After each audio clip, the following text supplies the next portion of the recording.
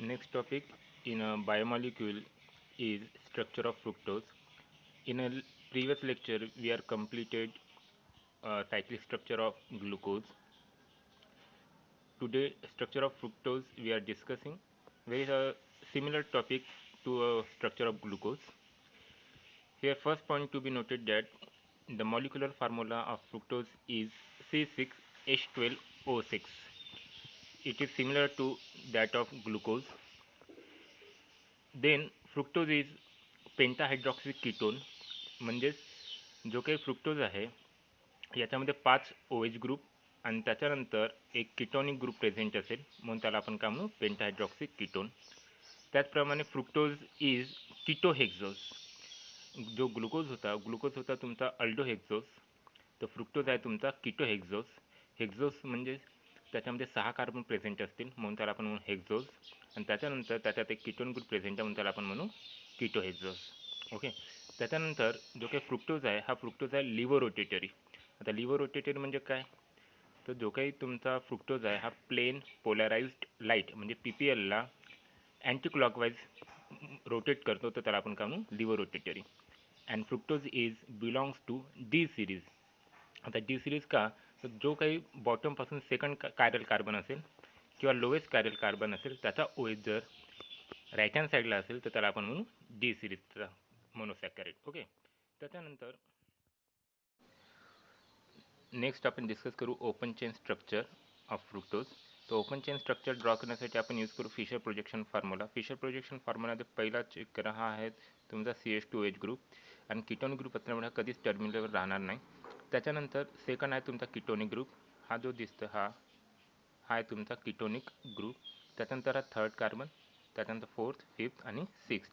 तर फर्स्ट आणि सेकंड कार्बनची जर पोझिशन आपण कन्सिडर नाही केलं तर रिमेनिंग जो पार्ट आहे थर्ड कार्बन, फोर्थ, फिफ्थ आणि सिक्स्थ हा सिमिलर आहे ग्लुकोजसारखा. ओके.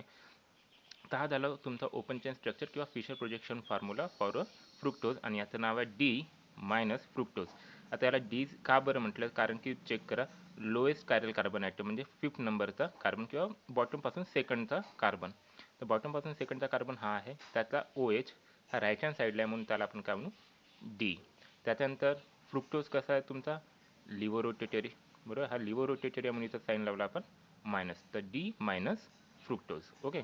अच्छा, डी सिरीज का बरं म्हणतो, तर lowest chiral carbon 5th OH group on it is at RHS right hand साईडला आहे, so fructose is D series. जर हा OH लेफ्ट हँड साईडला असतं तर याला आपण म्हटलं असतं एल सिरीज, तर नाव काय झालं असतं मग एल मायनस फ्रुक्टोज. ओके. तर हा जो काही ओपन चेन स्ट्रक्चर आहे फ्रुक्टोजचा, हाच ओपन चेन स्ट्रक्चर फ्रुक्टोजचा आपण सायक्लिक स्ट्रक्चरमध्ये करू शकतो. म्हणजे त्या ठिकाणी फ्रुक्टोजचं सुद्धा सायक्लिक हेमिॲसिटल तयार होईल. रिझन काय, तर याच्यामध्ये जो काही तुमचा ग्लुकोज आहे फ्रुक्टोज आहे, या फ्रुक्टोजमध्ये हा आहे तुमचा कार्बोनिल ग्रुप म्हणजे कीटोनिक ग्रुप, आणि त्याच्यानंतर हायड्रॉक्सिल ग्रुप प्रेझेंट आहे. म्हणजे पॉसिबल आहे की या ओपन चेन स्ट्रक्चरमध्ये किंवा फ्रुक्टोजमध्ये सुद्धा न्यूक्लियोफिलिक ॲडिशन रिॲक्शन होईल of OH to carbonyl group. Okay. तर इथं सुद्धा तुमचं काय होणार, तो OH या कार्बन ग्रुपवर अटॅक करेल, ठीक आहे, आणि तिथं न्यूक्लियोफिलिक ॲडिशन रिॲक्शन कंप्लीट होईल.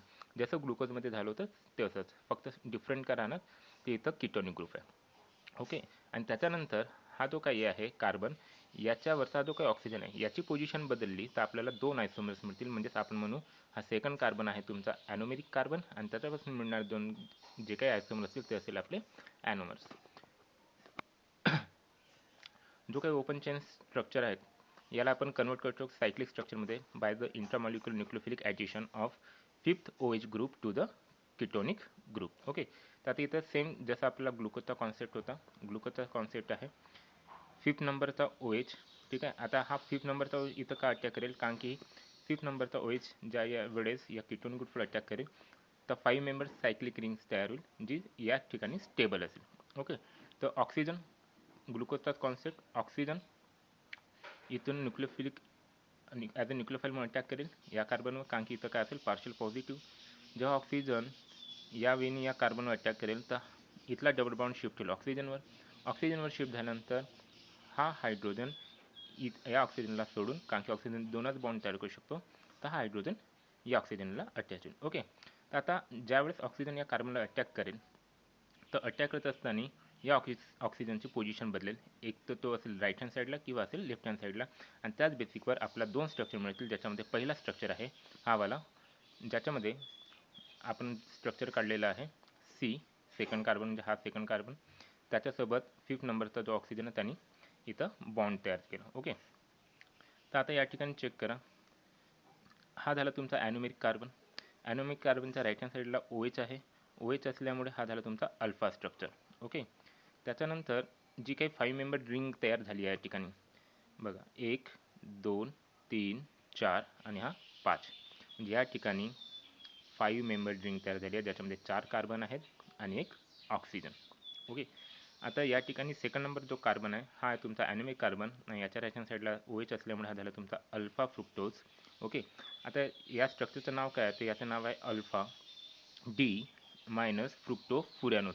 आता याला फ्रुक्टोफुरॅनोज का म्हटलं आहे त्याची रिझन आपण समोर एक्सप्लेन करू. ओके, तर second carbon is anomeric carbon, OH group of anomeric carbon at a right, hence it is a alpha structure. त्याच्यानंतर हा जो O आहे याची पोझिशन जर लेफ्ट हँड साईडला शिफ्ट झाली तर आपल्याला हा वाला स्ट्रक्चर मिळेल. आता या ठिकाणी हा ॲनोमेरिक कार्बन, हा ॲनोमेरिक कार्बनचा त्याच्यानंतर हा OH ग्रुप हा लेफ्ट हँड साईडला आला, पुन्हा झाला बीटा. ओके, त्याच्यानंतर याचं नाव असेल beta D minus fructofuranose. Okay, fructofuranose. त्याच्यानंतर second carbon is a anomeric carbon, OH group at a left, so it is a beta structure.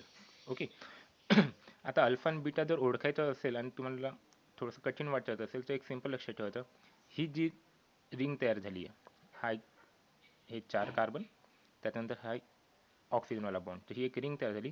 या रिंगच्या आतमध्ये ॲनोमेरिक कार्बनचा OH येत असेल तर त्याला आपण काय म्हणू, अल्फा, आणि रिंगच्या बाहेर जात असेल OH ग्रुप तर त्याला आपण म्हणू बीटा.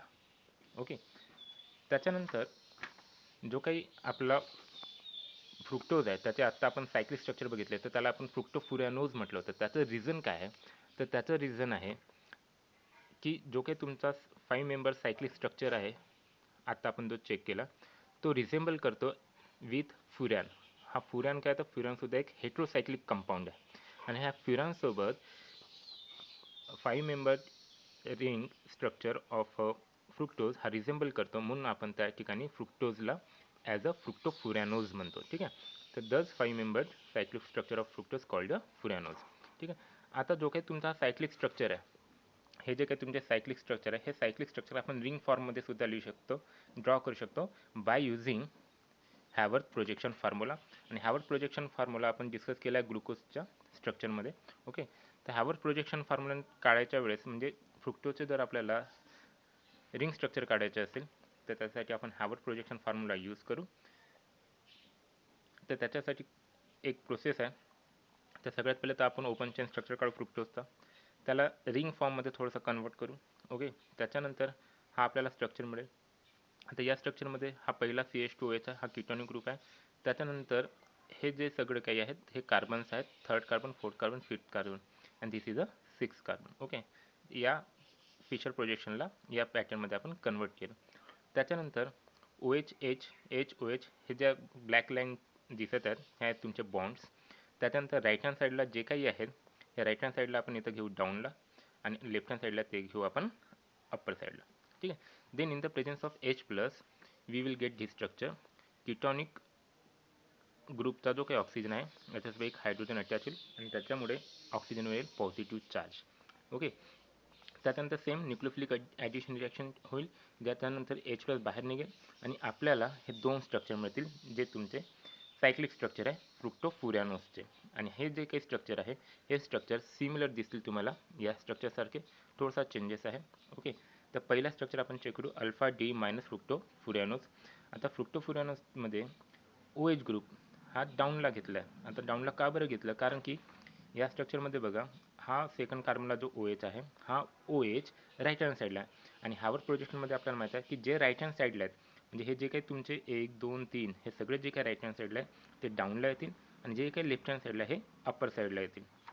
त्यामुळे इथं आपण घेतला OH left hand right hand साईडला असल्यामुळे डाऊनला, आणि त्याच्यानंतर बीटा स्ट्रक्चरमध्ये OH लेफ्ट हँड साईडला असतो त्यामुळे OH आपण इथं घेतला अप्पर साईडला. ठीक आहे, तर हे झाले तुमचे 2 cyclic structure of fructofuranose, alpha D minus fructofuranose and beta D minus फ्रुक्टोफुरॅनोज.